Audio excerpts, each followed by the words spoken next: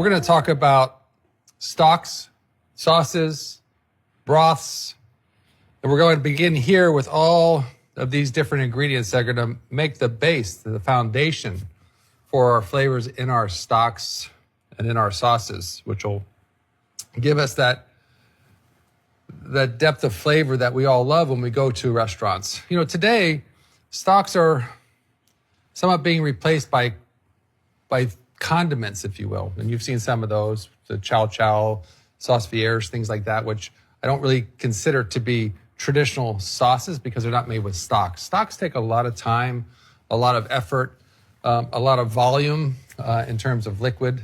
And it as much as I love them, they are a commitment.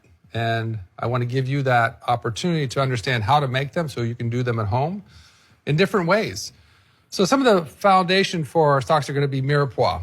Mirepoix is something that we discard after we use it, after we extract all the flavor that we want. We have sweet leeks, garden carrots, yellow onions, tomato. We have our bouquet garni, the parsley, the thyme, the bay leaf. We even have two ingredients here which can give it color.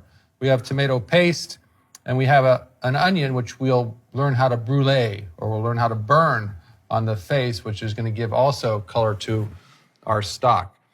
Stock can also be colored by roasting bones in the oven, which is very traditional. You take your bones, just coat them lightly with oil, put them in a hot oven, make sure you're turning them, and roast them to give them color. The color of the bone will also help color the liquid or the stock. What it does that I don't necessarily like when I'm making a foundation for a stock is it also gives it a roasted bone flavor. At our restaurant, what we do is we do not roast our bones. We take our veal bones and we just cook them with tomato and tomato paste. And that tomato gives it that rich, deep color without giving it the flavor of roasted bones, which allows us to use that foundation to make other sauces that we like, whether it's a bordelaise sauce or a lamb sauce or a chicken sauce or any sauces that would give us our viscosity that our veal stock gives us because we're extracting the gelatin. But we're also adding things like tendons or calves feet to extract more gelatin to give us even more viscosity as we reduce it. You see here some different pieces of cookware. We have probably the largest stock pot that you're going to get on a residential stove top. And this is a 38-quart stock pot, which will give you a good result in veal stock. Chicken stock you can do in any one of these sizes because we're not cooking it for a long time. The type of stock we're making will dictate the size of cookware that we're going to use. The longer we want to cook the stock, the bigger, the more volume the cookware should be.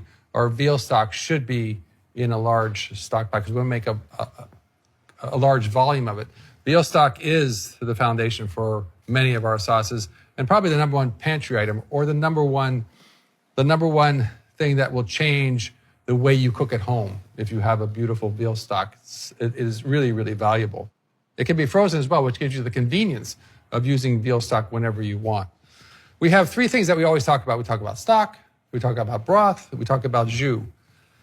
Stocks are typically made with bones, and they may have some protein attached to the bone, but traditionally they're made with bones. A broth is traditionally made with meat.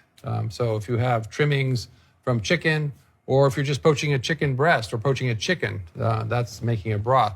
A jus comes from the pan drippings of a roast, whether it's a chicken or a roast beef or a leg of lamb. That's where you get your jus. So we have stocks, broths, and jus.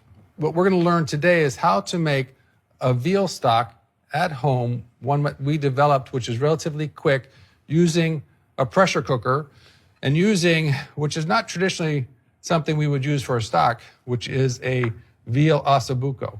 The veal ossobuco gives us two things. It gives us a large surface to extract as much flavor and gelatinous as possible. It gives us the bone there, and we can roast these off in the oven to give us a little more color. Again, different than what we do in our restaurant, but something I believe is very practical for you to use at home. There's a lot of connective tissue here, which has a lot of gelatin in it as well. So we're going to be able to extract a lot of gelatin from these these veal shanks.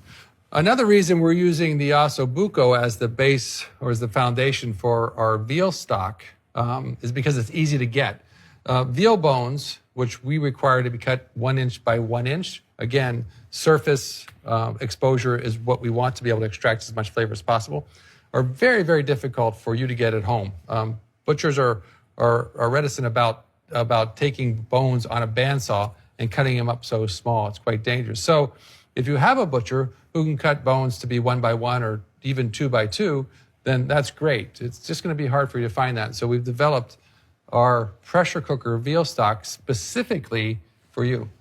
In our chicken stock, you see we have feet here. Again, feet have a lot of gelatin in them. So whenever we can get viscosity by extracting as much gelatin from our protein is what we want.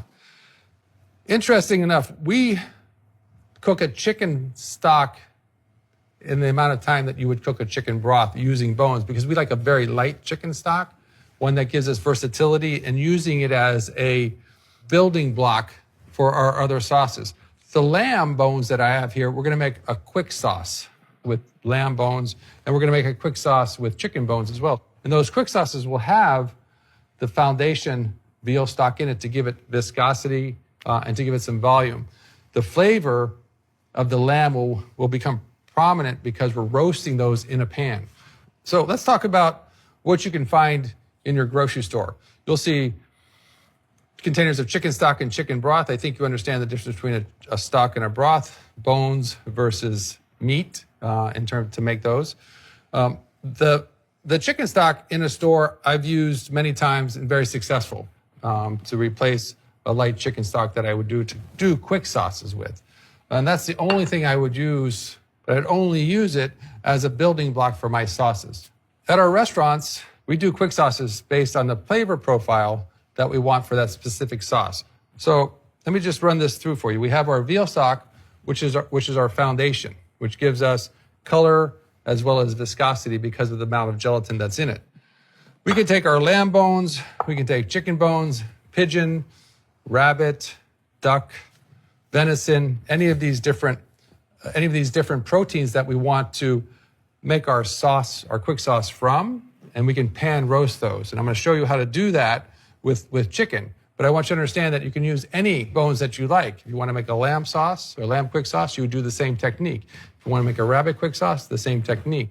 A venison quick sauce, a duck quick sauce, always using the same technique with, and this is why it's so important to have a wonderful, beautiful veal stock available to actually become the foundation, the base for everything else that you're going to do. That's why it's so valuable to learn how to do this and so valuable to have it at home.